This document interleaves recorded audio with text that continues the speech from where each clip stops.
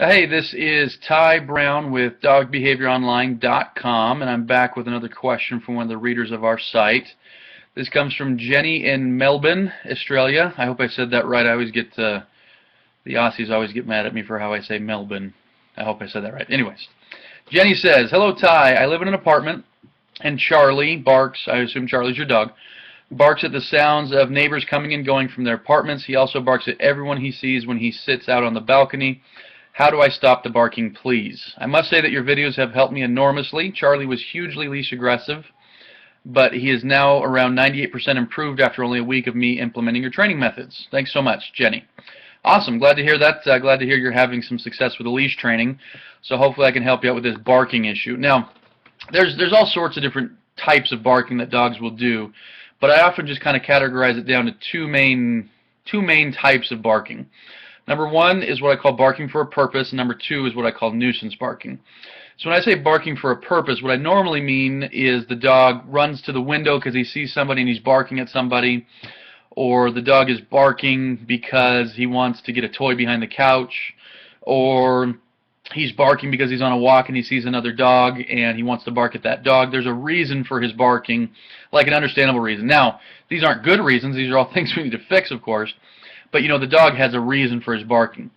Now, a dog always has a reason, but hopefully you'll see what I mean when I say nuisance barking. Now, nuisance barking is a dog that, you know, sits in his crate and barks for the sake of barking, or just hears any little sound, any little leaves rustling, and barks just for the sake of barking. You know, he's not really barking at anything. He just kind of barks a lot. You put him in the backyard, and he barks at the trees, and he barks at the air, and, you know, dogs that are just kind of nuisance barkers. So, now, I think your dog is kind of on the fence. You mentioned that he barks when he's on the balcony. That is definitely barking with a purpose. But where he barks at, what did you say here? He barks at the sounds of neighbors coming and going from their apartments. You know, that type of barking could kind of go one way or the other. And so the methods I'm going to mention, perhaps you could even try, you know, some from both parts that I'm going to mention and see what works best for you. But yeah, so anyways, like I say, so there's barking for a purpose, and normally what I want to do for dogs that bark for a purpose is to replace their barking with something else. And that something else is almost always obedience, you know, something obedience related. Let me give you a couple examples. So just today, for example, we were working with a client. The dog was crazy barking at people coming in the door. You know, the door would ring, the dog would go nuts. People would come in, the dog would go nuts, just barking, barking, barking. Now that's barking for a purpose. I want to, you know, I want to be territorial. I want to tell these people off, that type of thing.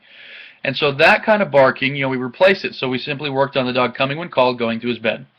And we do that again, coming and called, going to his bed, over and over and over.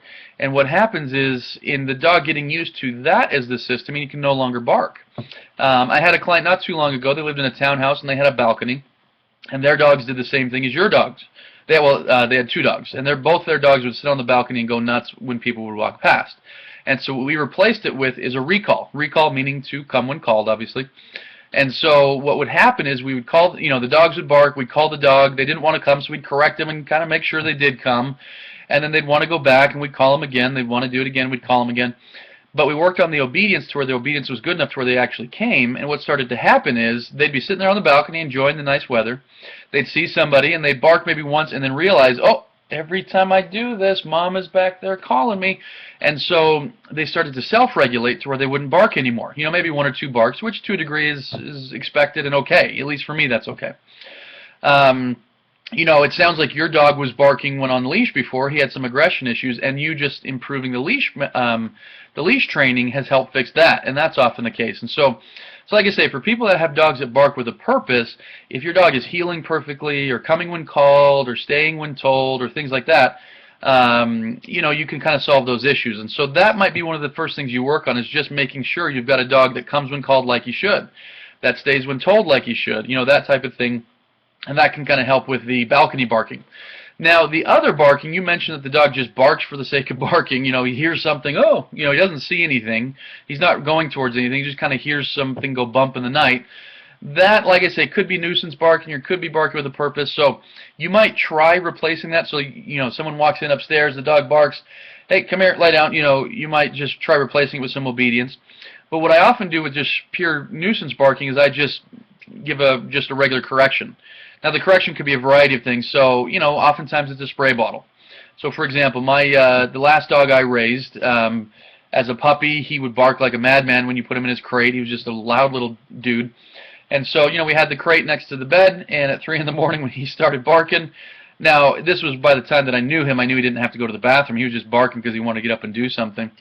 Just kind of, barking for the sake of barking. I just spray with the spray bottle right through the crate, and no, every time I sprayed, and sure enough, a few days he would stop. Your dog, I might leave a leash attached, and as the dog's walking around the house barking and stuff, you might just grab the leash, give a quick little correction, and have the dog stop that way. For my clients that were doing e-collar training, it's as simple as giving a quick correction with the e-collar. So, like I say, nuisance barking, I tend to just straight correct it. And then once the dog stops, I'll praise, maybe even redirect with, okay, now that you've stopped, here's a toy, or but like I say, nuisance, I just tend to correct it, whereas barking with a purpose, I tend to replace it with something obedience-wise. And so, regardless of whatever style you, Jenny, or anybody listening to this, whatever style of barking your dog is doing, a higher level of obedience is going to definitely help. So continue working on your obedience, and then apply that obedience to the situations where the dog barks, and you'll be in much better shape. Time to get to work.